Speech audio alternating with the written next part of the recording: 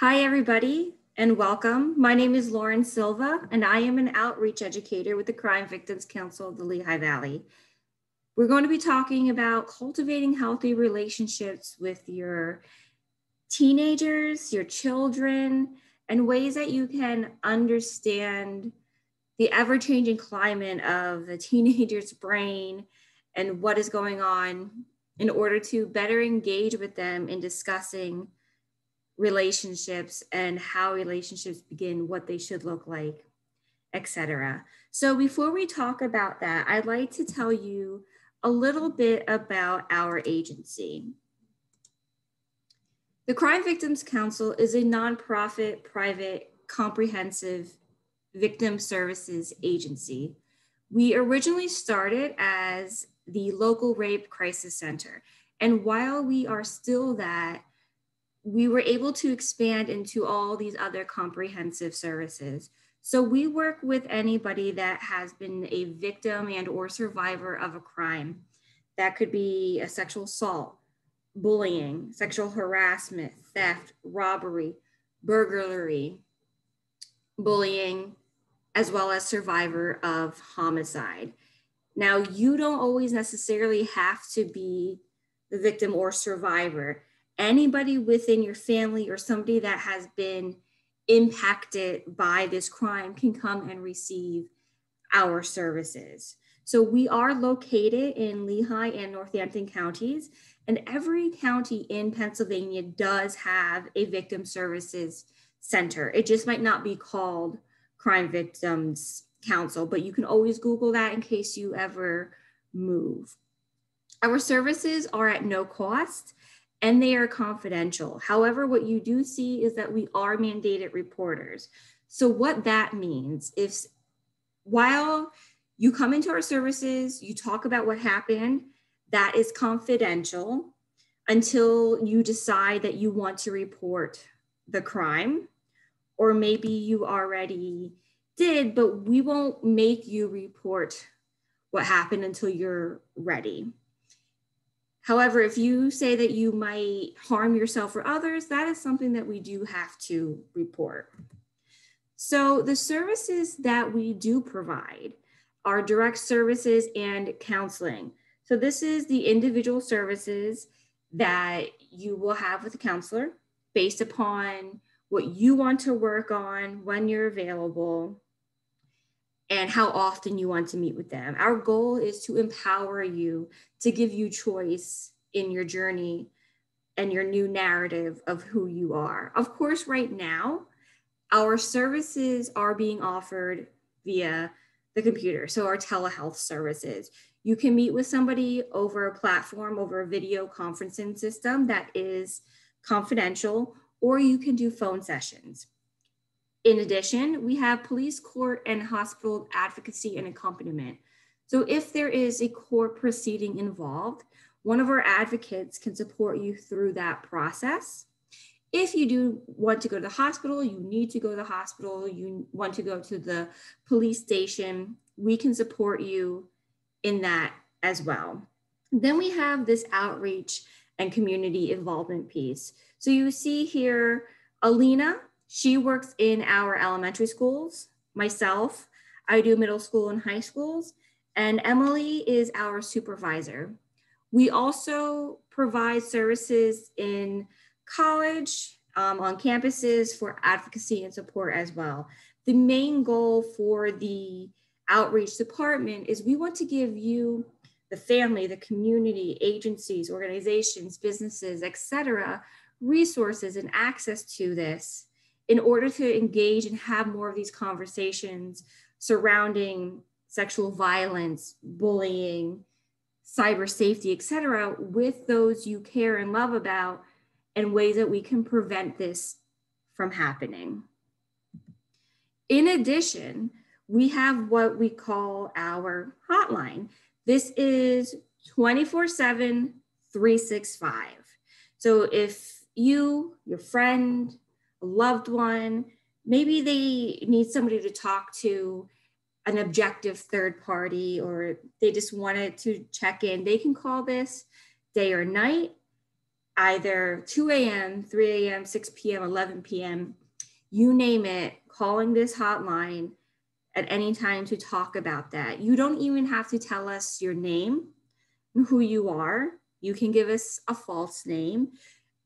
We just want to make sure that you are safe and to get you any support that you might need. So, relationships. When we talk about relationships, we know that relationships do not look or feel the same all the time. They move across this spectrum based upon how people feel, right? So when we look at our children, we look at our nieces and nephews, in a sense, we model for them the relationship that we give off. And for them, that in a sense dictates of how relationships should be. And relationships in general are based on equality and respect.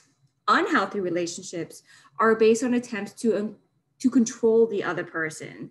So when we think about unhealthy relationships, we think of abusive relationships and how they are based on an imbalance of power and control.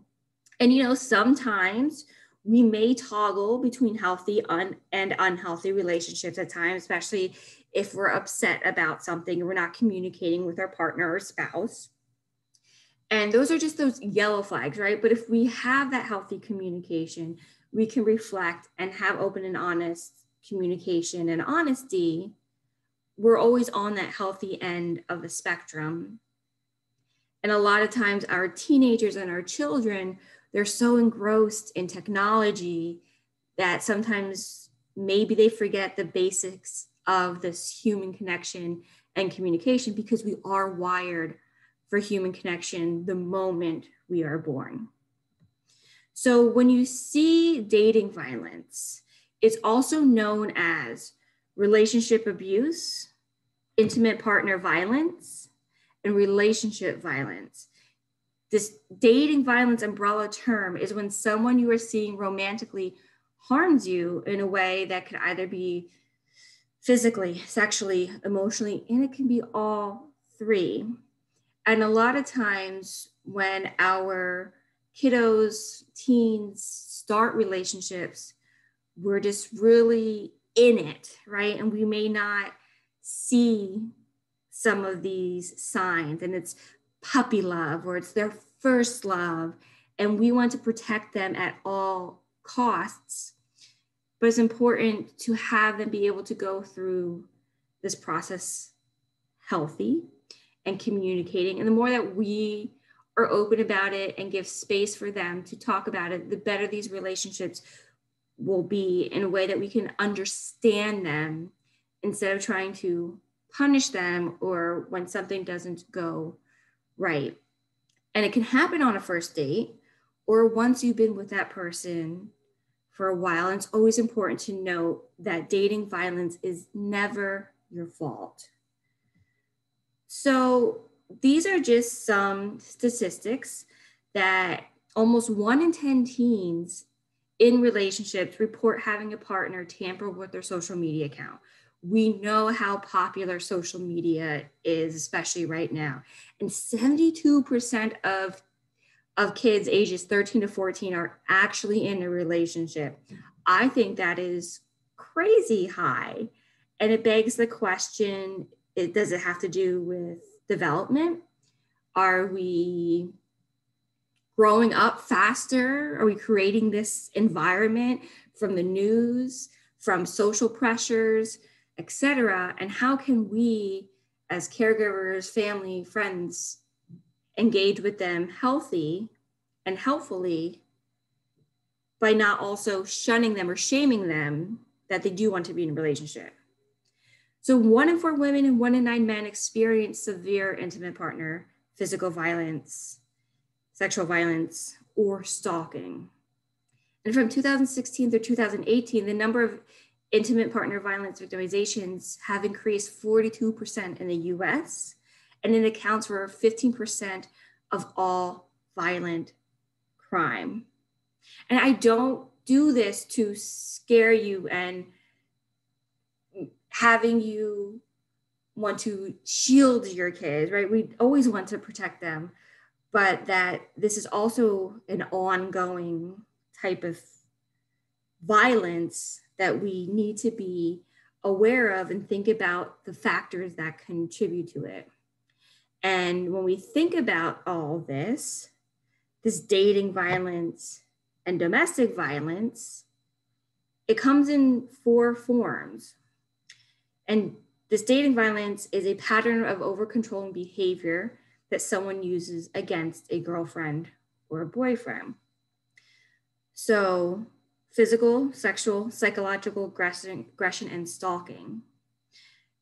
I do know that psychological aggression is one of the hardest to prove, if you will, and that sometimes has the biggest impact on our children and teens because we're still impressionable, right?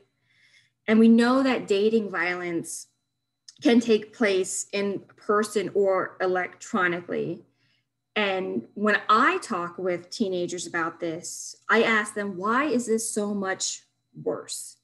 And it's worse because we can hide behind a screen, right? This is how rumors start and how quickly things can spread over the internet. There's apps right now that I don't even know what they are, and young teenagers are posting on them. So it's difficult but pertinent that we do stay up to date on apps. As well as dating violence does not discriminate against age, sex, race, or orientation. So when we talk about the forms of abuse, right, we know what the physical violence is when they're hitting. The sexual violence is forcing or attempt to force a partner to take part in a sexual act. That psychological aggression is verbal and nonverbal communication. Nonverbal communication can tell us so much about a person, sometimes more than our verbal communication. And we also have stalking, the unwanted, attention or contact. So when we look at this, we can see Jenny's really into fitness, but her partner Ty really isn't. Julia always makes hurtful comments, such as, "Are you sure you want to eat that? You're so lucky to have someone as hot as me," right? That's that emotional verbal abuse. And sometimes we might not think of it like that they're just joking, or maybe they're trying to inadvertently support us. But we realize that this gets deep-seated into our minds, that as we grow and develop can have harmful effects on children's self-esteem and how they feel about their body. Or we have that Ash isn't interested in an exclusive relationship and suggested to Hunter that they should take a break. Then Hunter begins following Ash between classes, insisting they should be together, and begins tracking Ash's online check-ins. That's that stalking piece. And how often do our children and our kids share where they're at or their locations? I really encourage them to turn off those notifications, because that can give obviously the location where you're at, but being mindful of backgrounds and when you take pictures and what you're doing. So being safe in that regard. And then we have that Monica and Tina broke up, but Tina's not taking it well. So she starts publicly posting private pictures Monica sent to her while on vacation, because she wants Monica to hurt as much as she does.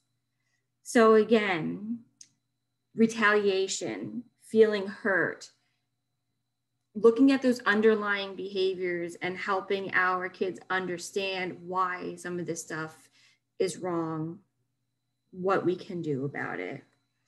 So we have signs of dating abuse that sometimes are very obvious, right? But they're not obvious to our teens, that they just think, hey, they actually maybe do really like me. They care about me a lot. So, such as acting overly jealous or constantly accusing you of cheating. that we know it's some sort of a possessiveness, and we sometimes take that as, oh, they're just being protected of us, or they're constantly apologizing, or maybe your teenager has a boyfriend and they just started a school play, but their boyfriend just wants her to be with him, so he convinces her to skip practice, and then she gets kicked off. And again, she might not see it that way, but it's the beginning of that abusive relationship, and going about ways that we can talk to them. Or I always sometimes have kids ask me, well, my boyfriend wants me to share my password with them and vice versa. That I take with a very lightly grain of salt, because a lot of people have different opinions. Maybe people who are married or been together a long time have a shared account. Maybe it's important to them, or it takes that piece of togetherness to that extra level, if you will. But we should still have a sense of autonomy, right? And a sense of independence when we are in relationships. But it's important to the kids to have access, because again, they think they're deeply in love. But let's not forget about male victims of abuse. It's very important to point out that we are in a climate of sexual orientation, gender identity, etc., shifting and becoming broad, as well as existing on a spectrum. And we recognize that sometimes it's difficult to discuss, but a lot of our teenagers and kids are doing things that are now maybe out of the gender binary. And unfortunately, those individuals are at risk of more abuse and neglect than those of the binary culture. So while domestic violence is often framed as a women's issue, from a young age, men are socialized to avoid appearing weak, afraid, and hurt. So therefore, it results, that men find it difficult to express emotions and ask for help. So this forms the barrier. So if we can be more inclusive and allowing men, boys to cry, express emotions, and not see as weak, we can help some of this oppression and some of these jokes that TV often portrays about men being seen as less than or a joke. And a lot of times, people believe that there are no resources, but most funding does require that these services be provided to all victims of abuse. Remember, it does not discriminate. But why do people stay? So on average, it actually takes 6 to 9 times for an individual to leave a relationship, because there's that fear of retaliation, isolation from family and friends. Maybe there's financial instability or little to no resources. Maybe your son has a girlfriend and we know that that family is not well off, for example. So, taking her in, providing different things, but maybe she's mean or not nice, or she's cheated, but your son wants to protect her, right? Or there could be stigma. For example, when I was in high school, I dated the same boy from 9th grade to senior year, and we went to the same college together. We weren't together in college, but we always went back and forth. And he cheated on me our senior year because, to put it bluntly, I would not have sex with him. So he has sex with my best friend. However, because we were seen as, quote, the it couple, I didn't want to leave him, right? I had my senior prom. I was excited, just everything of that night. That was supposed to be my senior prom. So that is why I stayed. And looking back, I can see now all the signs of what happened. But because I was a teenager, I did not have support, or I did not feel comfortable enough to go to family. I stayed.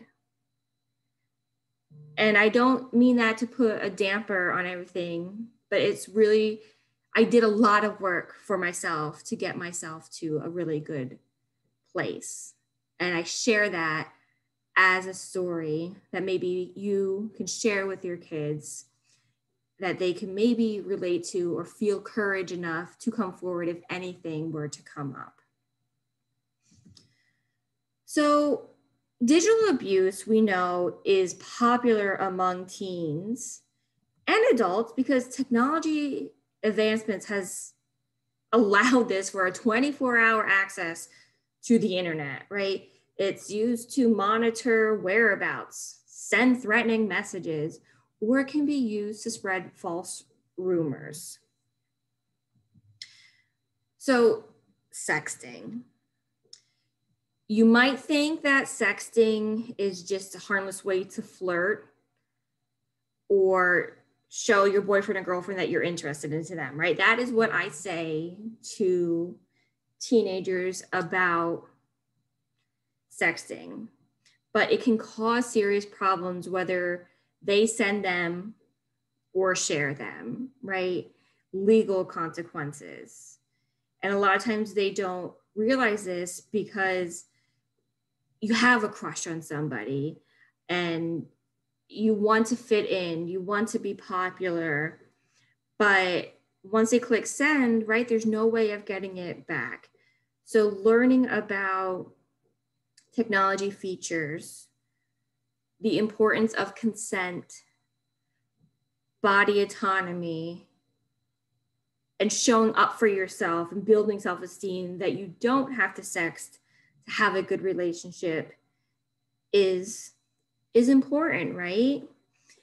Because we know that if a picture is sent to someone under 18 and you open it, they could be arrested for child pornography, which is a serious crime. And there's peer pressure around, especially for girls.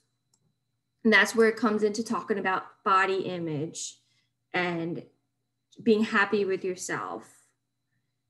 You know, maybe not always going with the crowd, but sometimes people feel like they are gonna be sextorted. So sextortion, in a sense, is a type of blackmail when someone threatens to share intimate images unless they give into the demands. So that's why it's very crucial, even though sometimes we want to escape or skip some of these conversations, healthy relationships, healthy sexuality, human sexuality is really at the core of a lot of our things surrounding these topics.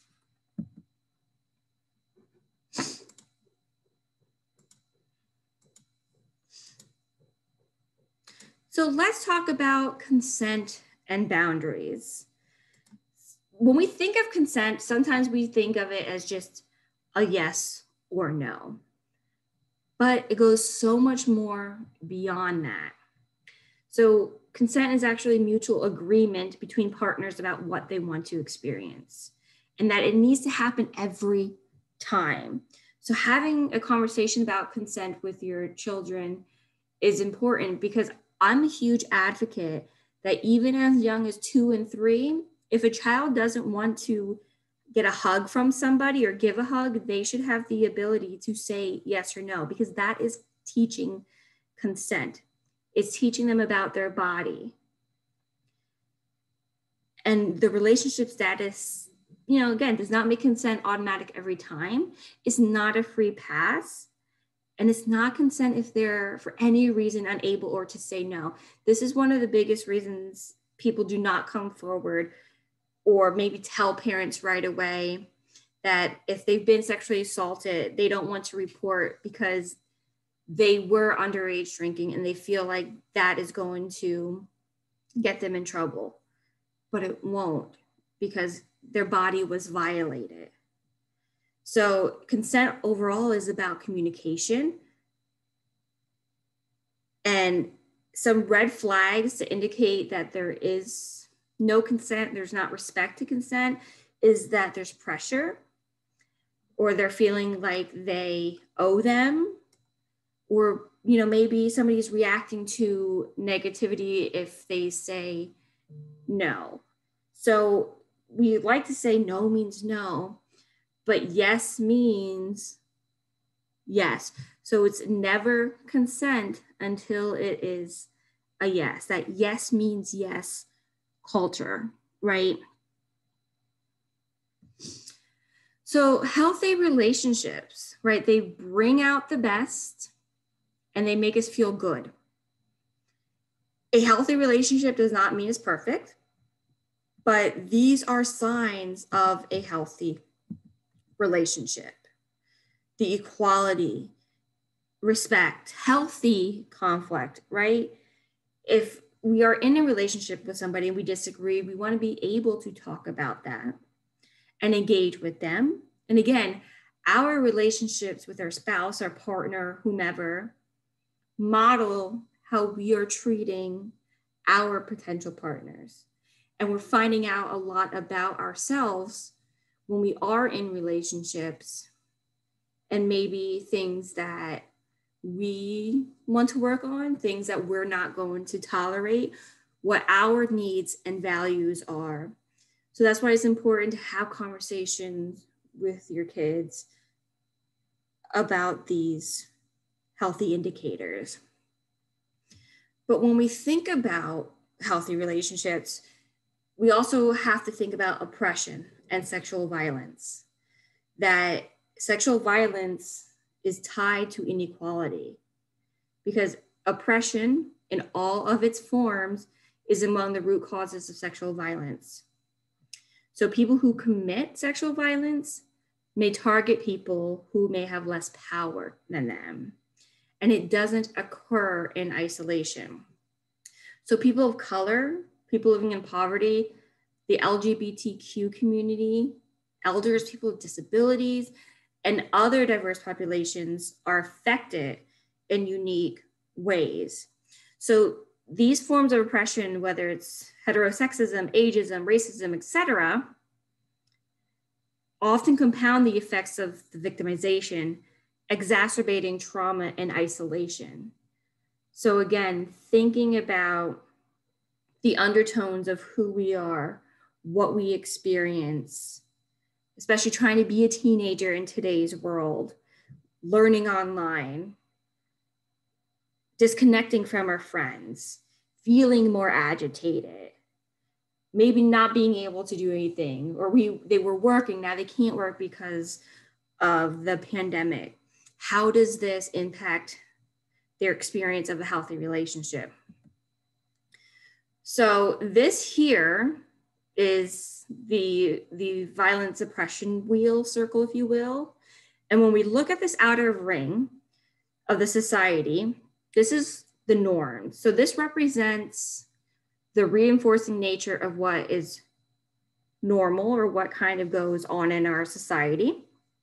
And at the center is the word oppression. And these overlapping white circles are specific forms of the oppression. And it's meant to convey the idea that all forms of oppression are linked and are often experienced in conjunction with another. So I hope by providing this visual conception of this continuum that we can be more inclusive of class, race, disability, orientation, in addition to gender, that it will be able to enhance our understanding and enhance to develop a vision of comprehensive sexual violence oppression and what that means for us to have healthy relationships, romantically and platonically as well. Because we have what we see here is the cycle of violence. So although many abusive relationships exhibit this behavior, every relationship is different. So not all abusive relationships will actually exhibit these phases. So a lot of times we see in this cycle of violence that we're in this honeymoon stage, right? Things are going really well, they're happy, everything is great. But then there's a tension building. You know, maybe they were going to have dinner plans, but family came into town and they're going to go out to dinner. So the partner gets moody, or they're yelling, they're mad, and they say, we had these plans first, you should be hanging out with me. And the victim tries to reason, you know, maybe they're walking on eggshells, you know, they're trying to keep things quiet. But then there's this, in a sense, explosion where the batterer might use some physical aggression and the victim ends up trying to, again, reason again, protect self. They might fight back, or they might just acquiesce. And that's not teaching our teenagers and our kids to stand up, to love themselves, to appreciate themselves. So we just continue this engagement of this cycle of violence. And a lot of times, if this is not talked about then, is also going to overflow into other parts of people's relationships and their relationships with their school providers, organizations, work ethic, etc. So I wanted to also put this up here, that we have the power and control wheel as well as the teen power and control wheel. That this wheel serves as a diagram of tactics that an abusive partner uses to keep people in a relationship. So you can see the inside wheel is made up of subtle continual behaviors, while this outer ring represents, you know, that physical and sexual violence piece. So abusive actions like those depicted in the outer ring, maybe it's the intimidation, social status, isolation, or exclusion, they often reinforce the regular use of others. So it's that more subtlety that we see in this inner ring that perpetuates this sexual violence. So when we talk about healthy features of a relationship, again, we want to think about that consent and what that means to you, and the ability to respect your boundaries, and asking, engaging with your team, what are some of your personal boundaries, right? Sometimes we fail to recognize that our kids deserve to have some more, if you will, grown-up discussions, or engaging in some of these there's the decision making for themselves, right? We can guide them and support them, but we shouldn't necessarily tell them what to do right away, because then that often turns to rebellion. And it might be hard for us to tone that down a little bit. But again, giving them that choice and opportunity can help engage that relationship. So what are some benefits of healthy relationships? You know, we have less stress, healthier behaviors, greater sense of purpose, even a longer life. So relationships help us take greater risks and chase after our dreams because we have the support. We have a foundation of who we are and respect. And, you know, we recognize this is a part of human nature to be wanted or to feel something that's bigger than ourselves. So striving to make a positive change in this world and enjoy the feeling of doing something good for someone else is a great benefit of a relationship, and how to start those relationships for yourself. So that social and emotional support from a friendship even can buffer against stress. And we know that our children are in a lot of stress right now. It might come off as, again, anger. They're yelling back and forth. But, take a step back and say, are they really mad at me? Or is there something else that's going on in the situation that I can potentially help them and I can relate to them, that I know that this is tough. I know it stinks that we can't do the sports right now, or we can't do this, but what can I do to help you? And then when we see here that studies have also suggested that a lack of social relationship can actually have the same effect as smoking 15 cigarettes a day. So let's encourage relationships. Now, I wanted to talk a little bit about the fight, flight, freeze, fawn response, because this is a body's natural reaction to danger. And sometimes our kids might not recognize what's going on inside of their bodies and how this relates to trauma and some of these responses. So like we might look to others for how we feel in a relationship or a situation to help us decide. Maybe we find it difficult to identify feelings. Maybe we don't feel like we have an identity because we're constantly trying to please people. Or at the first stage of conflict, our first instinct to appease the angry person is to ignore our own beliefs. So we may experience unusual emotional responses when issues do not involve people of importance in our life. And it can include emotional outbursts or sudden sadness. So this fight, flight, freeze response is a survival instinct. It's an automatic reaction, and it is fight or flight is an active defense, right? That our heart rate might increase, and maybe we're getting ready to run. And it helps us respond appropriately. Whereas freezing is our body is on hold to further protect ourselves, right? Maybe we're just spacing out. We're feeling like a hard time to make decisions because we want to make a partner happy.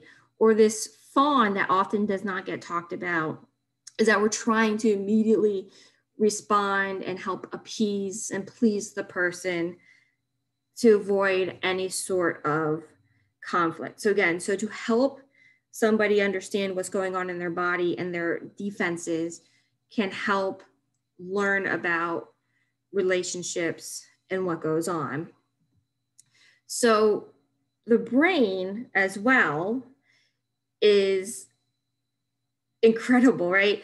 The role of emotions in our brain is that they trigger a series of reactions within the brain's emotional core, and then it sends signals throughout the body that maybe change the body posture, facial expressions, heart rate, breathing, and awareness. And these emotions are important in social interaction and in forming connections. So what happens is our frontal lobe goes offline. So that prefrontal cortex, the way we think, that make decisions, that executive function goes offline, and the midbrain, the limbic system, emotions take over. And that's how this fight, freeze response comes into play, because we're so overly activated that we are in a heightened state. But if we can somehow work our executive functions and our emotional brains together, we can learn how to make better, rational decisions. So this is our emotions wheel. And I like to say, can you guess about how many emotions actually humans have? We have over 34,000. I actually never really realized that. But we have 7 basic emotions that get branched into secondary and tertiary emotions. So when we are working with our teenagers and they're feeling sad, or they're just like, meh, I don't know, I just don't feel okay. We want to think about, well, what could they also be feeling, and what is happening in our body in a way that we can acknowledge it, that there's always another emotion behind it, that maybe you were feeling lonely because our boyfriend and girlfriend decided to have a guy's night or a girl's night instead. And then we're feeling empty because maybe we don't have other friends that we can go and hang out with. So again, not being so assumptive about our teenagers that they should just get over their boyfriend or girlfriend, but really trying to understand their emotions and what they're going through, because this is real for them, right? We might know, and we probably did learn a lot from when we were in middle school and high school, but again, putting ourselves in their shoes. And emotions necessarily aren't good or bad, but it's just telling our body something. But some emotions are more difficult than others. So jealousy and shame aren't pleasant, but they do serve a purpose, right? So this enables us to see and visualize our emotions and understand these combinations that created the outcome. And we have obviously opposites from each other. So we have bad and sad, happy and angry. And these feelings intensify as we go on the outer side of the circle. So again, understanding helps us understand how our behaviors are a result of feelings, and how we can have healthier behaviors and learn how to manage them better so they are less intense.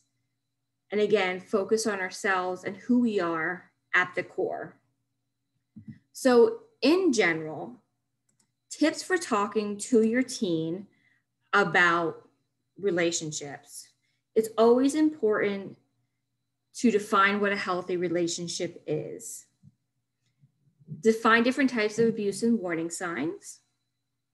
Explain difference between lust, infatuation, and love. So, taking a moment to explain that attraction and desire are physiological responses that can occur separately from emotions, right? And then making sure that infatuation is not the same as love. That infatuation is the stuff that gives us the butterflies, the goosebumps, the can't eat, can't sleep kind of feeling. But love actually takes time to grow. And a lot of times that's very difficult for us to understand and grasp, because we think the first person that we're dating, we're going to be with forever.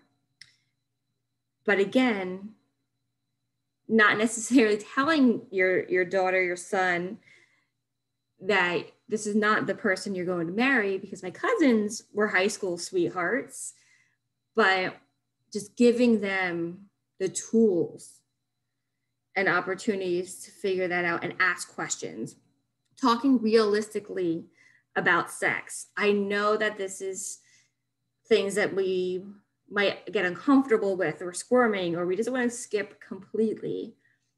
But again, the age with the development is changing. And the more that we can talk about it, asking questions, engaging in these conversations, the better off your teenager will be when and if they do decide to have sex. But setting expectations and boundaries, right? Offering your support, being respectful. Again, what were we like when we were their age? And then knowing when to ask outside for help.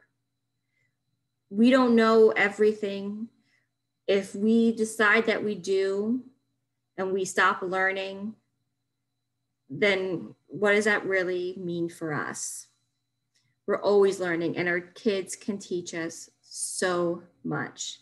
So I want to thank you for listening and joining me on this journey. If you have any questions, please feel free to visit our website at www.cvclv.org. Thank you so much.